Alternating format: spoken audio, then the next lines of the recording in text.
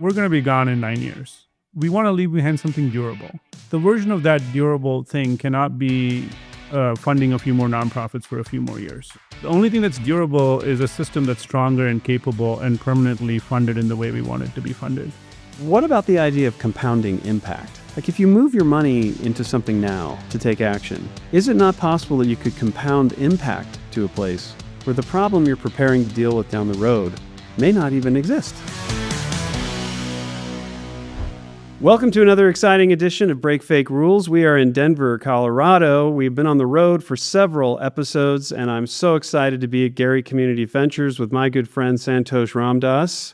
He is are you president and CEO? You've got a big title around this place. Oh, well, I'm the president and CEO. It's as big as it gets. Now, what's really interesting is that we've been in this world we've been calling spend down, spend out.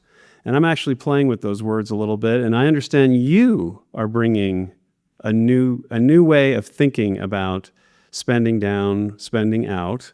And you are, in fact, one of those foundations, one of the great ones that's decided we're moving it all. So tell us a little bit about both Gary Community Ventures, what you've been up to, and what is this magical word we're going to hear about now? So Gary was started by Sam and Nancy Gary. And one of the values that Sam always believed in was he wanted to question the orthodoxy of how philanthropy operated. Well, They hired the right guy. You weren't available. Oh, yeah, well. And I think one of the things that he would be proud of if he was here this moment was to see me here in Break Fake Rules, because he really fundamentally questioned the rules that philanthropy made up. And one of those was perpetuity. So when Sam did start this version of Gary Community Ventures, he wrote something called an enduring priorities memo. Really? Which is to say, yes, when I'm not there, if you're ever questioning what you need to do, just go back and read this page and a half document, which I think any wealth holder should do. And what was kind of the main point that he left with everyone on that? Which was really to say, I don't want Gary to exist beyond 2035. Is that right? Yeah. That's got to be one of the first times I've ever heard that. A lot of donors, unfortunately, do their how'd you call it again? Enduring priorities. Yeah, they do it through their bylaws. It's true. And so they lock the foundation into these ridiculous arrangements like perpetuity. Yeah. Through the bylaws. Yeah. So he didn't do that, did he? He didn't do that. He gave us a lot of flexibility. And the other thing he did, which you go back and read it, even though you wanted us to be gone by 2035, approximately 20 years, he never used the word spend down. All right. That phrase was never there. He said moving our assets from our balance sheet into community's balance sheet. And we've been grappling with that a little bit more because I think that the expectation from the philanthropic community is that we're a pot of money and you spend it out, you spend it down. And so in our process of thinking about what our legacy is, we've been thinking about it as leaving behind something that can last in community well beyond us. Yeah. And what can we leave behind as beauty and love and care for a community that is not our dollars alone? And part of it is also to say there's a version of what we do, which is about giving away the 5%, which is the spend down model. Whereas is there a version of what we want to leave behind as better systems and better wealth in community? So the word we've been using, coming back to the climax. Here it comes, folks. We've been calling it impermanence. Yes. And I'll say this came out of our own journey of looking for a way to talk about how do you go away and leave behind a legacy. And when somebody asks you what your legacy of an individual should be, it wouldn't be spend down. It would be to leave behind a memory of a joy, of a world, of people you love. And that's kind of how we think about legacies that philanthropy can leave behind. So that is nice. I mean, I know because I've been in these conversations now for about a decade, a lot of foundations feel that concept of out or down leaves behind, this kind of comes from a place of deficit rather than asset, And the first thing I always ask is, do you have an organization that you really love?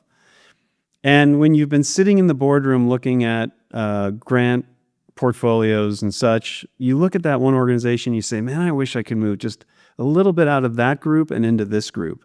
Well, that's not a problem in an impermanence arrangement, right? You can go all in ways that you probably didn't even conceptually realize. You can see impact in ways you hadn't even thought of. Yeah. And I think the beauty of what you just said is that there's also this moment of like, how do you want to live your life? Right. So increasingly, I think that the word is getting resonance, and the approach of spending out, spending down, sunsetting among wealth holders who are recognizing that it's not just about 2 generations from now, somebody needs to hold out their memory and their legacy in a building. Yeah. It's what the legacy they can live through in this moment, which as we all confront mortality, it's something that we all kind of work through, right? We all want to live a beautiful, loving, nourishing life. And we don't think about legacies beyond leaving behind something that can exist other than the fact that we want to leave behind people who love us. You're using words that I think are really important here, where I think there's a technical nature to when, like I just was doing when we talk about spending out or spending down. There's a spiritual nature to this for you, isn't there? There is. And I think there's a spiritual nature for everybody because that's the only way we can contemplate the idea of ending something. Whether it's an institution, whether it's an organization, whether it's somebody you love, all of that has a similar nature. The only way the world has given us a way to negotiate that is to some form of spirituality. And so this process came out of our own teams kind of indulging of what it means to think about this moment and how do you bring the team along in this process. Because it doesn't have to feel like you're sucking the life out of this place. It's more about how do you seed that into the community. And we've been inviting people, especially wealth holders and leaders like folks who run foundations, to sit with that moment of understanding what it means to go through the process of thinking about ending the institution and also thinking about what legacy that leaves behind in community. And it really opens the strategic window. Because right now, I think the options that you have as a foundation is to say, let me go hire a consulting firm, and they will come and give me a plan, and then it will be step by step, and it'll tell me what happens to the money. And this really opens the aperture to say, well, like, here's the moment of you imagining everything that's possible because it's a gift of how do you want to go away. So that's kind of how we've grounded ourselves in this moment. Very good. Yeah. Let me switch this over to another topic a little bit here, which is the endowment itself. I'm not a huge fan of having charitable dollars in for-profit activity. That's just me. I know I'm a bit radical on that front. And something I've been thinking a lot about and talking about, and I think there's a resonance here, is I've been trying to talk about, when people talk to me about impermanence and their fear of it, their fear is around the future and not being around for the future. So to do that, they have to be in very high-risk investments that will ensure that they're earning more than 5% on average annually. So they're looking to compound interest over time. And they want to be around in the future to deal with a problem that will be there in the future.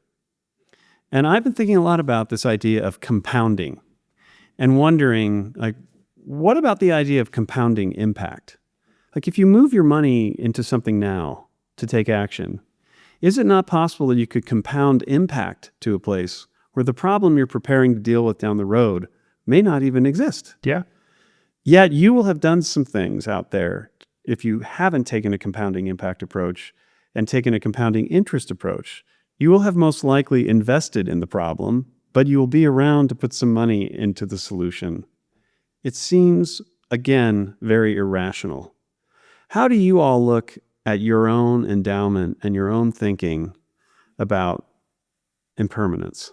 I love it. And the irrationality, if I can take a moment, is connected to the idea of we want to perpetuate the industrial complex that we've all built. Right. And I think Mamaka from Katali calls this the philanthropic nonprofit industrial complex, which is that I'll keep growing my endowment, I'll keep investing in the most risky but high return stuff, and then I can keep handing out these, I think it's like the spoonful of like dollars that I can do every year, right? So that model, the way we've approached it is our endowment is fully mission aligned and mission invested.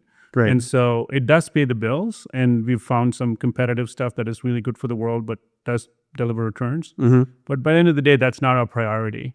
The priority is for us to say, how do we use that as a financial foundation, but really use those dollars to create compounding impact? And I'm going to borrow that phrase from you because I'm like, you're just dropping wisdom there. And here's the other insight that we've realized is that a lot of the biggest compounding impact efforts is not very expensive. How interesting. Say more about that. It's not how much that matters anymore. It's the how that matters in philanthropy. And I think there's a lot of attraction to big ticket philanthropy and change. But But turns out the systems and the nudges and the knobs to move them along actually doesn't take too many dollars. It's about activating advocacy in community. It's about moving policy. A small policy solution can unlock hundreds of millions of dollars of impact in our community like Colorado. And that's not going to cost us as much money as actually investing hundreds of millions of dollars. Well, I mean, that is actually the entire theme of this show. Yeah. I mean, a fake rule doesn't have to be some massive rule. We started to think about this a lot, that systems change. Really, systems themselves are just a series of rules. Now, whether you choose to follow them or not is up to you. And people. And if you don't buy into the system, then the rules are kind of fake rules. And by breaking them one by one, you start to tear down the system a little bit, or maybe even instituting something else. So I couldn't agree with you more. That's really something we've talked a lot about, is just what little things can you do every day to break down the practices and norms that continue to prop up a system that's not working? Well, here's the reality, right, Glenn? We're going to be gone in 9 years. And we want to leave behind something durable. The version of that durable thing cannot be funding a few more nonprofits for a few more years. Right. That's going to be definition of not durable. Right. The only thing that's durable is a system that's stronger and capable and permanently funded in the way we want it to be funded. Right. And that requires us to engage in those levers that you talk about, and in taking those risks and breaking the rules that the system holds right now. Like the rule that we have saying childcare shouldn't be universally affordable for everybody. Like the fact that we love kids and babies and yet we don't want to invest in the most critical period of their development, that seems like a fake rule to me. Of course it is. And why shouldn't we, as the richest nation and country, funding families in the most incredibly challenging but important period of their lives? So those rules does require us, the only path we have is to think about systems and trying to think about it in a way where we could activate some of these approaches beyond just traditional grant making. Now, you also do that, as you've already mentioned several times, you're kind of breaking a fake rule that exists. We hit on this show several times around how advocacy is done, making that an equal and important part of your work. You are both C3, C4. So you obviously, that most commonly in the foundation world, you hear C3. Yeah. And you hear grant making, and you hear apolitical and non-political and nonpartisan. I'm not saying you are doing the political and the partisan, but you are taking a more aggressive approach to advocacy as well as grant making. So say something about that, please. How does that play out here? This is part of our, and we're hoping this is not a unique model that lots of folks are adopting it now. It's part of Sam's brilliance that he saw the fact that not only did he want to set up a foundation and a philanthropic organization that was breaking these fake rules, but he also said, what's the structure that you need for you to be able to do that? So when he created us, he also not only created a C3 private foundation, but he also made room for a private entity that was part of the family office. And all of those resources are collaboratively used in a way where we could find the most critical need. We often refer to this internally as like a Swiss Army knife. So we have a philanthropic practice, we have a in-house innovation lab that does a lot of creative work and problem solving and fails very often. We like the F word a lot. We have an investment practice. And then lastly, we have an advocacy and policy practice. And even though the structure can be different legal entities, you can dance together in a way where you're prioritizing the same objectives that you want to see in the world. And so that has enabled us to prioritize the fact that we could do advocacy and policy work. Great. And it helps us kind of think about the system holistically. Again, like people don't experience the world as, oh, this is my nonprofit time and this is my public school time, right? People experience the world as one. Philanthropy forces us to say that, oh, wait, you can only do this. But if you really care about that legacy and systems change, then we use it as a way to say, what is the most effective way to solve this problem?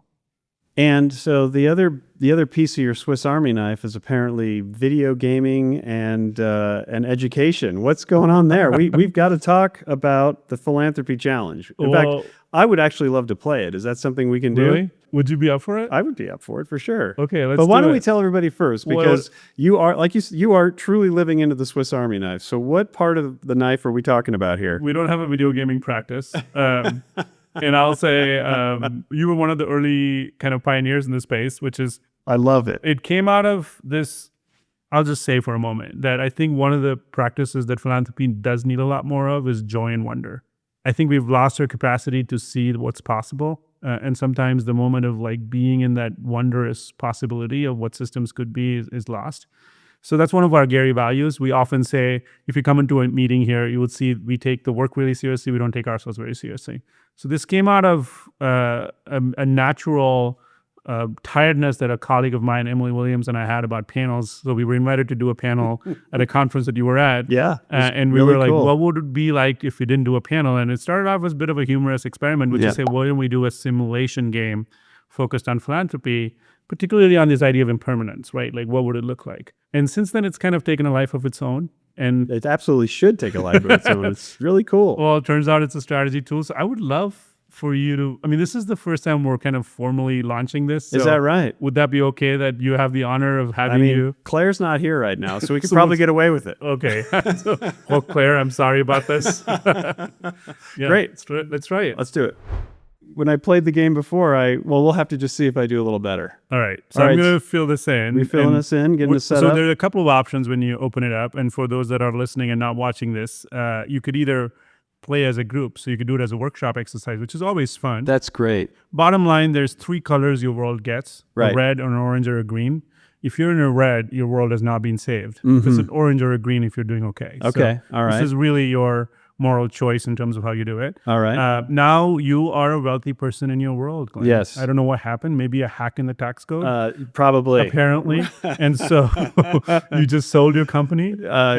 Sure. Congratulations, sir. Yeah, probably an AI thing. Probably Yeah. an AI thing. Yeah. Okay. You've got your foundation, your world is ready. Right. You're convening a board meeting. Okay. There's some choices to be made. This is where strategy really comes in. The first choice is, I think, your favorite, which is, do you want to be perpetual or time limited? And the way that manifests in the game itself is, do you want to pay out 5, 10, 15, or 20% a year? I think we're going time limited. All right. So you But want 15? we'll come in at the minimum end of 15%. Great. All right. We're going to enter some things that are going to happen in your world. Really? And you got to get ready to decide what you want to do. Okay. Right? So you're already a seasoned leader of this foundation. Yeah, I'm doing the best I can. We do have a healthcare crisis. The emergency department in your world is boarding patients in hallways. The calls to 911 are stacking up. Medicaid renewals are being missed. And the last maternity clinic cut weekend hours. And so the heat and smoke week pushes children with asthma and older adults with heart disease into some crowded rooms. So like the healthcare system is really starting to fail. And this planet is really struggling with the air. It is. Yeah. It is. It's part of the crisis of how do you think about, whatever we do, still we got to live in a beautiful planet. Right. And even the other systems cannot address that. Right. All right. So you ready to allocate, sir? Let's do it. I'm beyond nervous. You got 13.6 coins. Okay. You got a bit more to play around with. Yeah. Okay. I think we're gonna go. I'm gonna go with a 3 to direct service because I'm nervous about people piling up in the hallways. But I am also really worried about this air situation. So we're gonna put 5 coins in there. And then let's see, what do we have left? Yeah, 5.6 remaining. So I'm going to split them evenly, 4 in systems and 4 in civic infrastructure. You're focusing on all the different pieces. Yep. Still focus on direct service because 1, you want to keep your board happy, and 2, you want to make sure people are being served right now. Right. That's exactly right. Okay. Let's see how the market did. You're up again, 6.8%. Wow. You're still making good money. There is definitely, again, a market bump down. Your portfolio companies holding insurers and hospital chains harder. And I think that might be a private equity buyout situation happening here too. I do think this is a great fake rule that you're going after here is that we tend to ignore the harm of our endowments. And I love that you're doing this with the game, that you're bringing that out. Yeah, you earned some money. That's great. But look at what cost. Interesting. And if we started putting that into our conversation in the boardrooms, what would that look like? I know. Right? And we don't. We don't. It's a very separate world. Yeah. The number of health foundations and healthcare foundations that have private equity funds that are buying health institutions and making them more expensive. Right. They're not, or affordable housing, but then you're investing in multifamily luxury rental in your own community, right? These examples are not hard to find, right? Yeah. So that's also quite challenging. Very much so. All right. So you ready to see your world? Yeah. Well, okay. The planet's starting to look a little dicey. It's at 35. The systems are doing a Boy, little I better. should be laughing. Thank goodness it's not real. Yeah. The people are doing okay. So I would say so far as one of the designers of the game, Yeah. I think you're balancing your choices very, very well. Oh, you say so? Yeah. This is a Okay. tough one. It's not meant to be won. I'll say that right now. Okay. Let's see what happens. This is the big ending. This is the big ending. Okay. Well, first we get to see your portfolio is still growing. How about that? After 4 years of giving out 15 to 20%, you've got some 60 coins still left. That's crazy. This is the hard part about impermanence. Yeah. Even with a mission-oriented portfolio, Yeah. money makes more money. Yeah. Yeah. Yeah. We've been Bottom hearing this line. from a lot of foundations. All right, drum roll. First, we get to see your world, which is 57 Wow. on people, Wow. 62 on systems, and 56 on planet. So is it like a scale of 0 to 100? If I have 57, then we've done better than average, or what's the measure of 50? Better than average. Better than 0 to average. 100. Okay. I think the world to flourish, you want to be about 33 in all of these, Okay. just because that's the number that decides if your world is beautiful and flourishing, Right. in line with your vision of your morals. Yeah. Compared to, below 33 starts to question, things start to fall apart. Yeah. And there's a real crisis there. Well, I guess now we get to the big see your future. Yeah. This is what we're looking for. It turns out like we get to play 4 rounds, and then what the game does is simulates 10 more years. Oh, it does? Yeah. Oh, that's Because cool. even with impermanence, turns out the legacy The you world leave goes behind, on. the world What a goes great on. point. So it's the world you leave behind. Terrific. Because some of the investments you've made in the planet and the systems Yeah. might outlast you. Of course, that's Yeah. the idea. So we're rolling up, and here we go. Let's see what happens. Well, here's a quick math of how this works Okay. for people you want to do. Whoa. But your world is beautiful. I'm stunned. Your world Oh held. my God.